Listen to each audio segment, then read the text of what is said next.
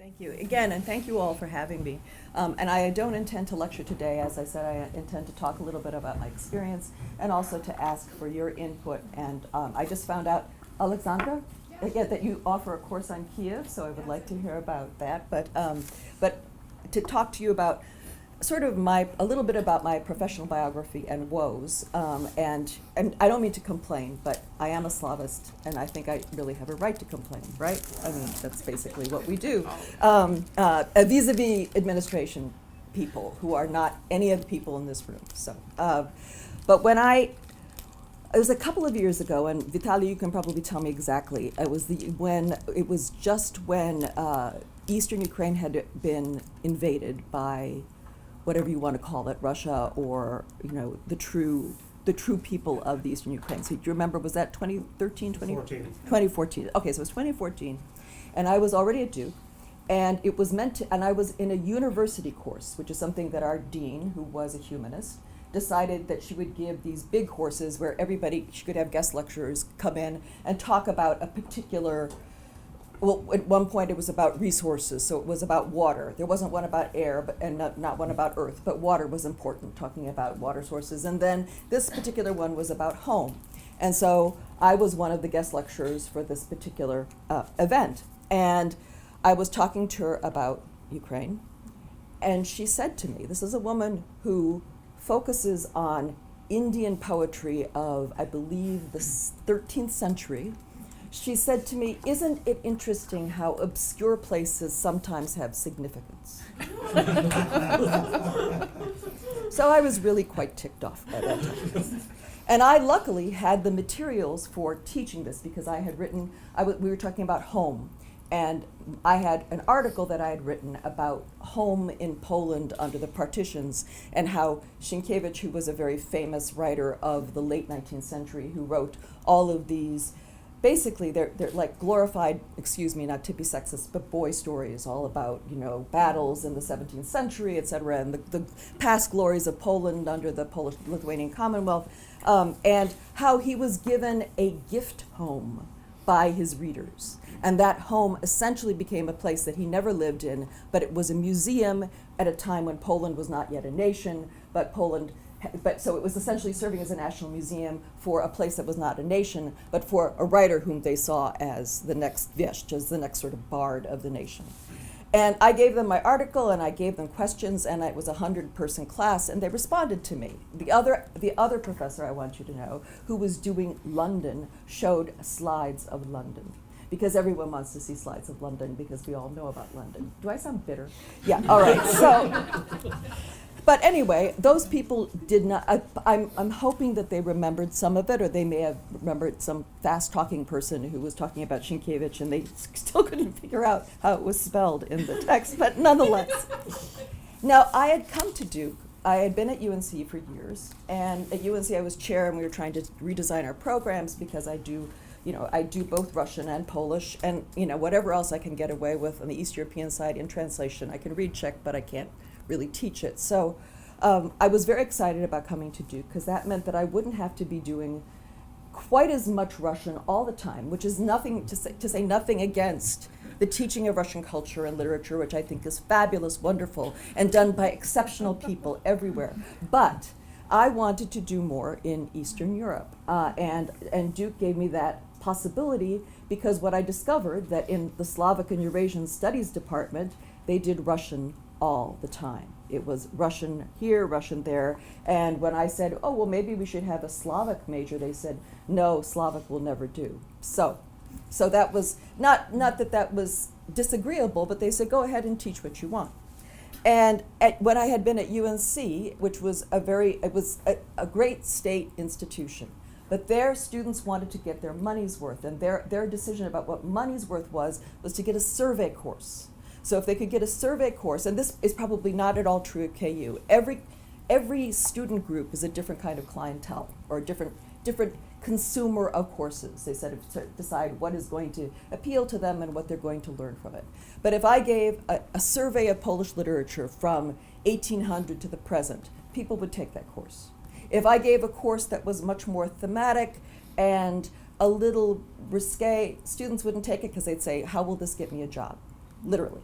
And these were very smart students, but they were very concerned about the applicability to this notion that they would have some sort of job track afterwards, which was a mistake. But I knew how I had to package what I was doing. But when I came to Duke, surveys didn't fly. And I was very happy because I don't like doing surveys. I think that they're very hard to do, and hard to do effectively in a way that you feel happy about them. Your students may be happy. So I realized then when I was setting this up, both for my colleagues and for a lot of the students who came in, I mean, they sort of took a chance on me once I had my first course evals published. And they said, oh, she looks like she's okay, and she may even give me some mentoring, so maybe I'll take a chance on her. So they were taking a chance on me, not on the course itself. But that Eastern Europe and Southeastern Europe, of which Albania is a part, is essentially flyover country for our students. It's flyover country. They see Western Europe. Once Germany stops, there's nothing until Russia starts. And it's true. And I've had students say, at the end of some of my courses, when I'd say, for example, last year I was giving a course, co-teaching a course with someone in Jewish studies. We were about to go to Poland. And I said, so what do you imagine Poland will look like? And they said, well, maybe it looks like some of those slums in Rio de Janeiro. Like it's an underdeveloped place. And I said, well, we could talk about, I took it from there, but I realized that I had not imparted wisdom to many of them. And only when they got to Poland, they began to see that there were all sorts of places in the world, and that was good. But I found out that because Eastern Europe was obscure, in the words of my dean, that I couldn't afford to do one country. I mean, I would have liked to have done something that was more Poland-specific, but they wouldn't take it.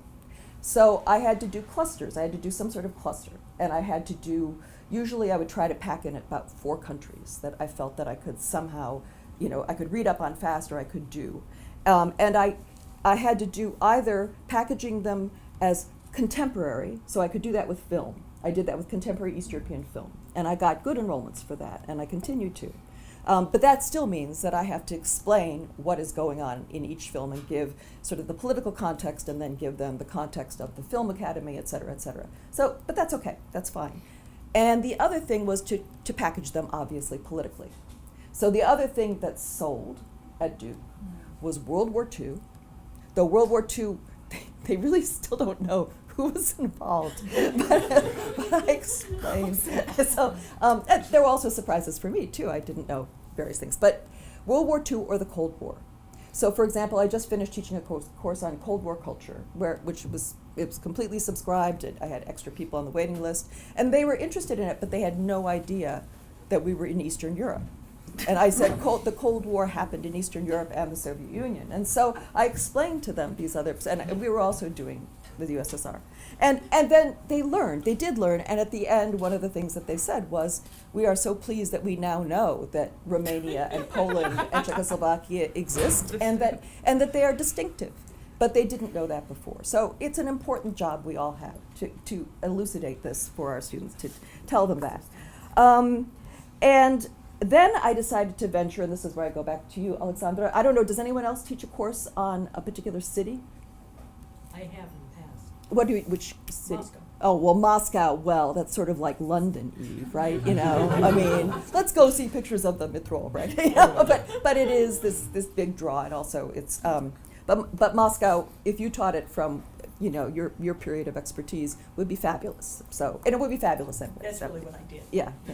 You just have to sneak it in. So I decided to do a course. It was a 4, and this was also when I was trying to explain the concept of Eurasia to my students, which was a real stretch. I mean, I was using Stephen Kotkin and Mark von Hagen and whatever else I could do to sort of patch this together, and was becoming less and less convinced that such an entity, except for, as a replacement for the old Soviet Union, really existed. But nonetheless, I did my best. I was a good Girl Scout in that regard.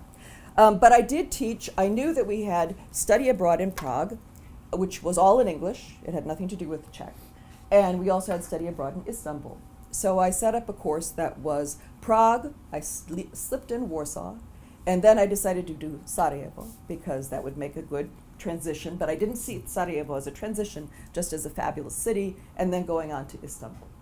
and I can tell you what, I mean, I can give you, well, actually, let me tell you what the kinds of things that I use in these courses to, it was a nightmare trying to find materials and finding materials that were apt for them and trying to discover any kind of primary text, fiction, or adequate films. Istanbul, my Turkish colleague did, and he's from Istanbul, and he actually gave them an encyclopedia that he had been working on with someone else, and where they would look up terms, and then they would do sort of different cultural references, and that was great. But I did not have the same sort of thing for Prague and Warsaw and Sarajevo. And so, for example, and you can all criticize me, I would welcome your criticism, but for Prague, I tended to try to start with some sort of history of the city to which they could go back as a reference point. And I'll look to you, Nathan, for some of these things, and also to you, Mark, for other things. So anyway, I used Peter Demitz's Prague in Black and Gold. Then for the 19th century, I gave them, remember, and this is a semester, so it's 15 weeks, and so I had to fit in these 4 cities. I gave them Jan Neruda's Prague Tales. And there were a number of students who absolutely fell in love with those. I mean, that was probably one of the best assignments that I would ever not have thought to give. People wanted to read more of those. Then I had to leap forward to the Prague Spring, in which I gave them online articles and a photo essay. And I tried also, at that time I believe there were some YouTube newsreels about the Prague Spring, but they were all by a British corporation. So it was like, and now we see the Czechs go dancing around the tanks. It's like frivolity in the streets of Prague. And then I gave I taught The Unbearable Lightness of Being, which worked fine, though I'm not a fan of that novel, mainly because I find it, well, a little misogynist, just a tad. And then, unfortunately, I used Kolya as my film, which I will probably never use again, but trying to find something else was difficult at that time. And then when I got to Warsaw, my big problem was trying to find a Polish history text. And I guess I can't use Patrice's text, huh? Patrice writes more about Okay, so I can't. I used Adam Zamoyski, The Polish Way, which was Okay, not a city one, but well, I needed some sort of reference, and he actually talked about Warsaw before the Warsaw Uprising, which was very important. And then I had the wherewithal to translate pieces from the 19th century, and so I gave them about 3 or 4 excerpts from different memoirs. One of them was fabulous. It was basically somebody who grew up as a poor kid. His name was Józef Galewski, and he was an artist. He became a scenic artist later on for the cabaret and also for the Great Theater in Warsaw.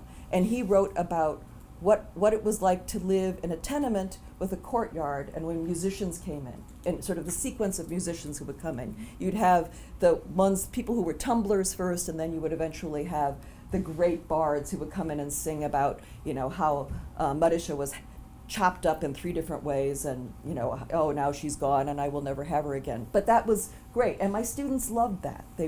So that was a winner. Neruda and the other 19th century things were winners. The students liked those a lot. And I also gave them some stories of Bashevis Singer, which were interesting for them because that is the other problem. So when you have a very important ethnic minority and also all sorts of terrible conflicts between the majority and the minority. So how do you cover that adequately when you're even just trying to cover what the city is about? Then, of course, I went on to the 1943 Warsaw Ghetto Uprising, and that was, again, some essays and photos. And then I went on to the Warsaw Uprising of 1944. So they were completely confused by then. I just wanted them to get the Warsaw Ghetto Uprising separate in their heads from the Warsaw Uprising. And then I gave them Andrzej Szczypiorski's The Beautiful Mrs. Seidenman, which also was a hit. And it was a little bit too soft on sort of the Catholic-Jewish relations, but it did give them sort of a purview of the war and then of 1968, and that was important. And I finished with a absolutely dreadful film by Dariusz Gajewski. I hope are there any Gajewski fans in this audience?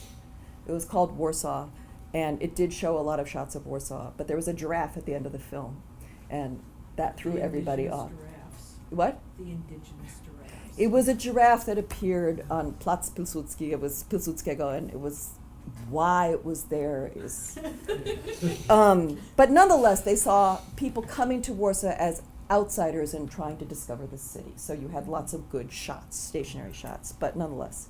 And then I don't need to go. Do you want to hear, Mark, what I did in Sarajevo? Okay, so I used Robert Donya's Sarajevo, a biography. I'm glad he didn't use the biography because some people do that. I mean, they're at London, it's always the biography. And then I gave them works by Andrich, Ivo Andrich, The Slave Girl and other stories about women, but they were things about basically the siege of Sarajevo, many centuries back. Then we talked about the siege of Sarajevo in the 1990s, and then the other winner in this, the two winners at the very end were Sarajevo Marlboro by Miljenko, please forgive me, Miljenko Jerkovic. Am I pronouncing it correctly? Okay, and they liked those very much, and I thought that they were very good because they were written by a Bosnian who was talking about his experiences, and they were well written and well translated. And then at the very end, I gave them, instead of Grbavica, I gave them another Jasmila Zvanic movie called On the Path, which is about, yeah, it is a good one. It was very good, and the students got a lot out of that as well. And they said and they had no idea what it was to be Muslim in Bosnia. And then they got this idea that it wasn't what they thought. They thought everyone wore burqas and etc. And you saw this matriarch standing up and saying, "Get out of my house if you're going to."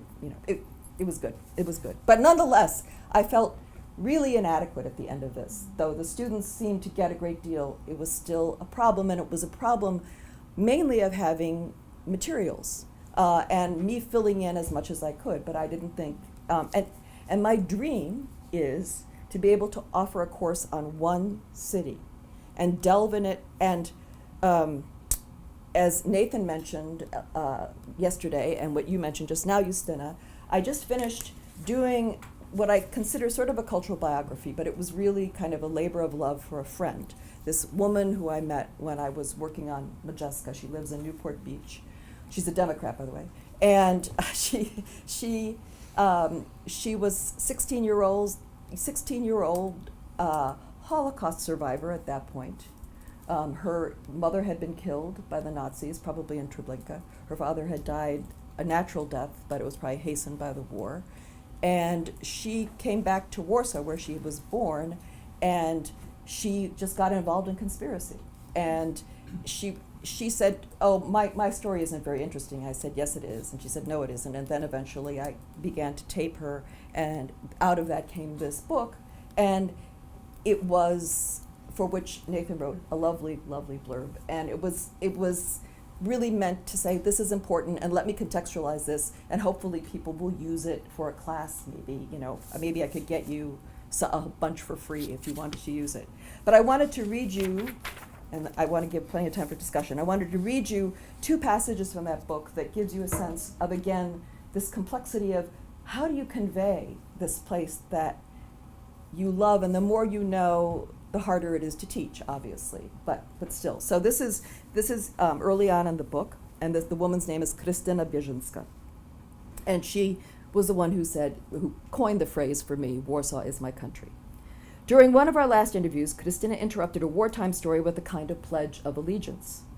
"Warsaw," she said, "I identify with my country. Warsaw is my country." When I pressed her about what she meant, she drew a careful distinction between country and home. The United States, the place where she had chosen to settle forever after, is now her home. Then, she says, "But when someone asks me, 'Where are you from?' the first thing I say is that I'm from Warsaw, Poland. That's how I answer. There would be no Poland without Warsaw to me. I mean, I love the country, but Warsaw, I love the city. I do to this day, even though it's different and things have gone. I think there is a spirit there that may not be in other parts of the country, and I may sound very provincial, but I think there was probably more heroism there than in other places in Poland. I'm sure I stand to be corrected, but that's how I feel. You know what they say about Varsovians." And as I wrote, I know very well what Poles outside of the capital say about Varsovians, that they are rascals, operators, braggarts, and parochial in the way that New Yorkers tend to be, or also people from San Francisco, convinced that their city is the center of the universe. Kristina is none of the above, but she is a Varsovian born and bred, and when she arrived in this country, she was born in 1928, her family's fortunes and its fortunes were on the ascendant. And then at the end, after we've gone through Kristina's horror show, her life began in a very cocooned way. She came from affluent, acculturated Jewish parents who did everything that they could to keep her from being assailed by anti-Semitism. And they eventually put her in the Lycée de Française to make sure that she was going to a diplomat school instead of going to a Polish public school. And they would not have sent her, they didn't speak any Hebrew, they did not send her to any of the other possible schools that could have been there. And they also sent her to summer camps too, to make sure that she was in a prejudice-free environment. So they did their very best. While their son, who was 14 years older, met with the numerus clausus, where he had to sit, he couldn't get into medical school at all because he was a Jew, and he ended up going to the Sorbonne, which was sort of a good second prize, I'd say. Anyway, at the very end, this is the very end of the book, Kristina grew up in one of the very few places in interwar Poland which incorporated her difference and offered her, at least for Poland, exceptional opportunities. Her parents' complementary upper-class lifestyles and her cocooned and then carefully expanded childhood illustrate the many different aspects Warsaw presented to its acculturated Jewish residents. And this is for these particular residents. A picturesque, amenity-filled playground for the artistic and affluent, a generally benign society of secularized Jewish relatives, liberal Gentile friends, and only occasional anti-Semitic Poles on the street. And a wonderful school dedicated to the education of tolerant young citizens of the world. That's what her father said. If you go to this particular school, you will be a citizen of the world and you don't have to worry about anything else.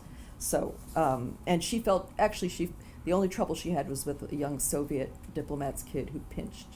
So, that's a side note. Kristina was spared the fate of approximately 437,000 Jews who were killed in and near Warsaw from 1940 to 1943 in the city streets, the Warsaw Ghetto, and the gas chambers at Treblinka, protected by her second Warsaw family, and these were people who were all friends of her parents, very close friends. She was fully engaged with the last stages of her pre-war hometown's existence, when it served as an exciting conspiratorial underground for a Jewish teenager who was passing as an Aryan, and it incarnated the valiant last stand of an independent Poland which was actually much better than the independent Poland that had been there in the 1930s, because there weren't really national Democrats there. It was just people who were under the Nazi yoke. Kristina's story as a young insurgent in the 1944 uprising spotlights, at least in her lucky case, the lone instance when Jews and Gentiles fought more or less openly and together to free a part of Poland they loved and shared. In Warsaw, Kristina grew up to become an intrepid Polish-Jewish patriot. That's what her father believed. That's what even her brother, who had been smacked in the face with institutionalized anti-Semitism. He came back to serve in the Anders Army because he felt it was important for him to serve. He also made sure that he was a doctor so that he would be accepted, and he converted. He converted only contractually, but he converted so that he would not be hassled when he was in the army. The Warsaw in which Kristina lived, flourished, and fought remains the country she cherishes still. But Kristina wisely founded her post-war life in the United States, where the pluralist potential of her hometown might someday be realized. And that's how it ends. But you see that for her, Warsaw was in so many different incarnations, and seeing that, and then realizing all of the Warsaw that came before from, the 18th century on, is always lost. And so my questions for you, or my pleas, as I said, I was going to plea, is, I don't know, at KU, I think that you have made vast inroads in places where I have not yet been able to go. You have excellent professors here, and you have a real feeling of solidarity in what you do, and that is not the case at Duke, because we just are actually low on faculty who do anything with Eastern Europe. My closest colleague is somebody who is in Jewish studies, who does Jewish history of Europe, He's the one who I talk to about my research.